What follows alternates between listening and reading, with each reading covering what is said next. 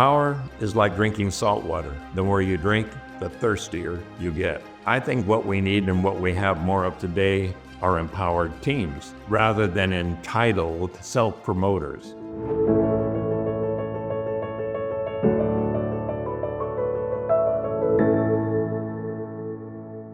The word synergy means the whole is greater than the sum of its individual parts. 1 + 1 = 11, rather than 1 + 1 = 2. So when you're working together in the same direction, you get synergy. You keep moving. That's the way societies continue to thrive. The only societies that thrive are synergistic. They're not entropic. They're not ones that entropy begins to wear them down and wear them out. And I love acronyms. Every speaker loves acronyms because we all use them when we pick them up from everybody else. So you all know the two acronyms for team. The one most people use is together everyone achieves more, or together everyone accomplishes more, TEAM. I like another acronym, TEAM, together excellent, alone mediocre. So in order to be excellent, you need to be working together with other people. So I like those. There's a very important one that has to do with teamwork though, and that's the word tip. The word tip means to ensure performance, believe it or not. That's where it comes from, to ensure provisions or to ensure performance. Why did we use the word tip? You get a tip on a stock, you get a tip on a horse, you get a tip on which team to bet on, you get a tip on what's going to be good for you. The problem is, too often we use the word tip to just mean a gratuity after an average meal. You pay an automatic tip to a driver, to an Uber driver, you pay a tip in a restaurant. But since the word tip means to ensure provisions or to ensure performance, it was first invented in England when you brought your horse into the stable, and the stable boy, that's me, I run out and I take care of your horse and your saddle, and you throw me a tip, which is a little coin out of your leather bag, and you give me a tip to ensure my performance. And because you thought I was worth something, the tip that you gave me in that case was money. So I worked as hard as I could to live up to the coin that you gave me. Today, the best tip you can give people is expectation, optimism, and encouragement. And the more your expectation is optimistic and the more encouraging you are, that tip ensures their performance. And that way, there's not an automatic expectation of more money or a tip just for mediocre work. And one of the problems we've had in corporate America is that there's always been an old way of doing business. It was called command and control and compliance. This is what you're going to do. You're going to do it my way or the highway. And I want you to comply with me because I am the boss. But in today's world, and fast forward, you can no longer be top down.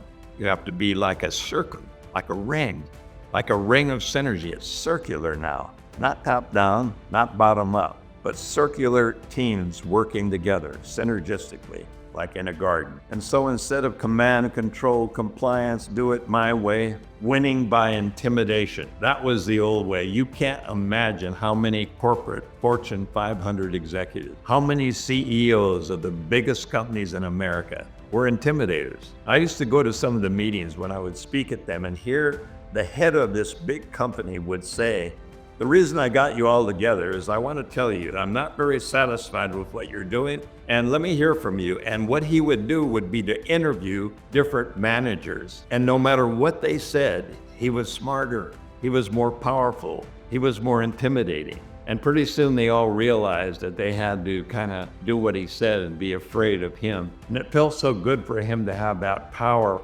over them, that he could keep them smaller. Power is like drinking salt water. The more you drink, the thirstier you get. We know that it corrupts absolutely, and we know the problem is that most people feel powerful when they have power over others instead of shared power. I think what we need and what we have more of today are empowered teams, self-directed empowered teams, rather than entitled kinds of, shall we say, self-promoters. I never get into politics, and I won't. I'm smart enough to know that I will never state a political opinion out to a group because that's not what my pulpit is for. My pulpit is to give people positive information. So some people will tell you what you want to hear, but a real leader will tell you what you need to know.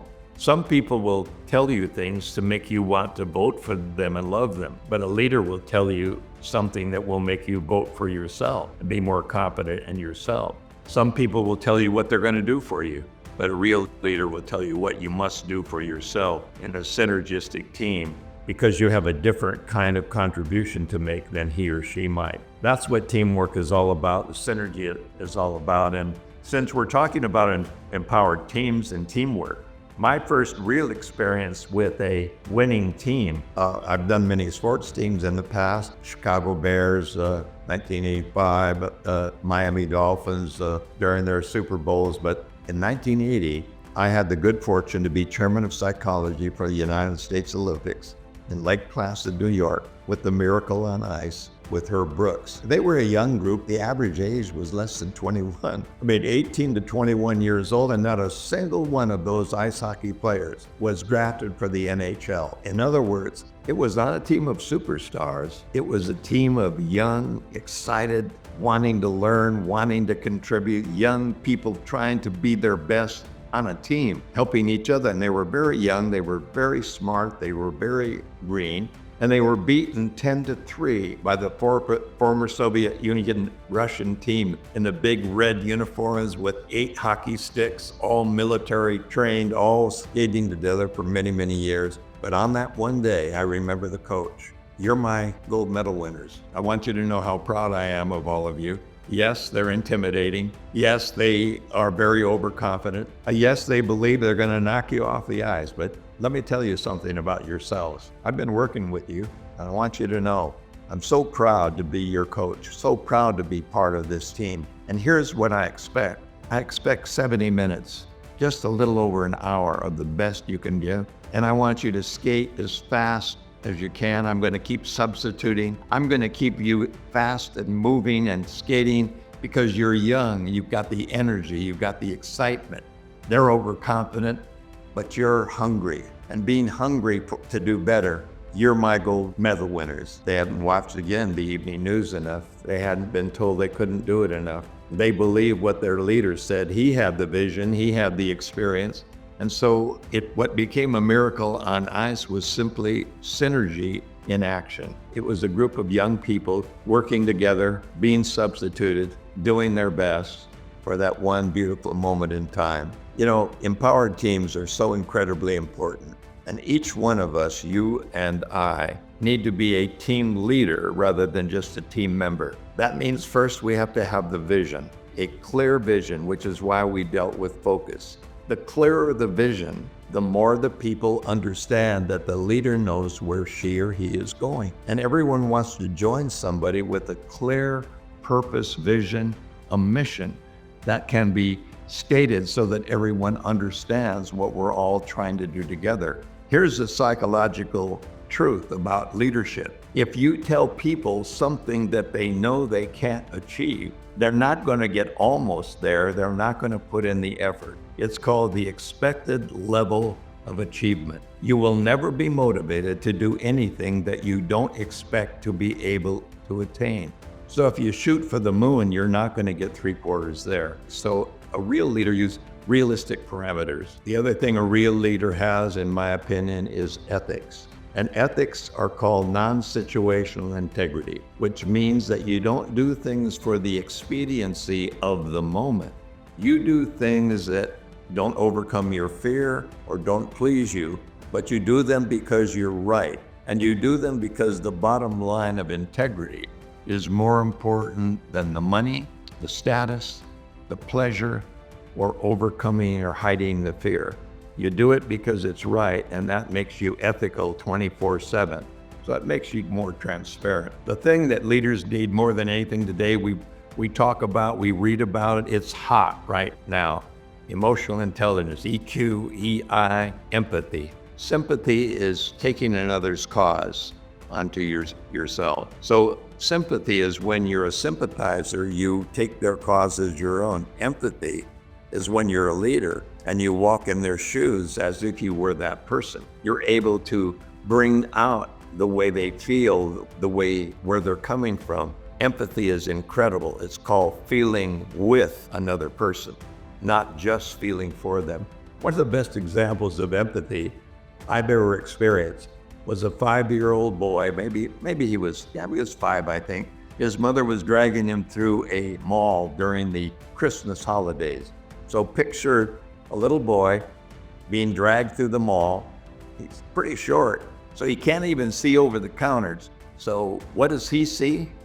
She says, come on, it's gonna be fun. It's exciting. You can see Santa Claus here, Santa Claus there, Santa Claus there, but you can see the real Santa Claus and all the baubles and bangles and all the toys. It's gonna be so much fun. And she noticed that he began to fuss and cry. And she goes, oh, here we go. Santa doesn't visit crybabies, here we go. But then she knelt down because she said, maybe it's because your shoe's untied and you're tripping over yourself. And she got down on her knees and tied his shoe and looked up. And for the first time saw a mall through the eyes of a 5-year-old.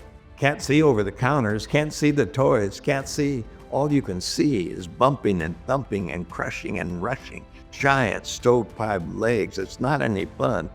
It's actually quite terrifying to see a crowded mall during a holiday shopping season. And she vowed that she would never take him to be like that. And I think one of the most important things we can do is when we're interviewing anyone, always ask open-ended questions that don't require a yes or a no. So when you're questioning your children or you're questioning a team member, make sure that what they say to you is something that draws out how they really feel. Because a leader on a team finds out what the positive hot button is of everyone that he or she works with, also the customer, and also finds out what the negative hot button is. And the negative hot button is something that you don't want to push on a team member, on a spouse, on a child, on an employee, because it is not your job as a leader to upset them, to top them, to make them feel uncomfortable. It's just the reverse. So you ask these questions and draw them out, which is why teams have become synergistic in the way they have meetings. And here's an action suggestion for you. If we're going to take action on a team, make sure your meetings turn into dialogue circles, and make sure that everyone attending gets an opportunity to speak or pass. They don't have to present unless they're required to by the agenda.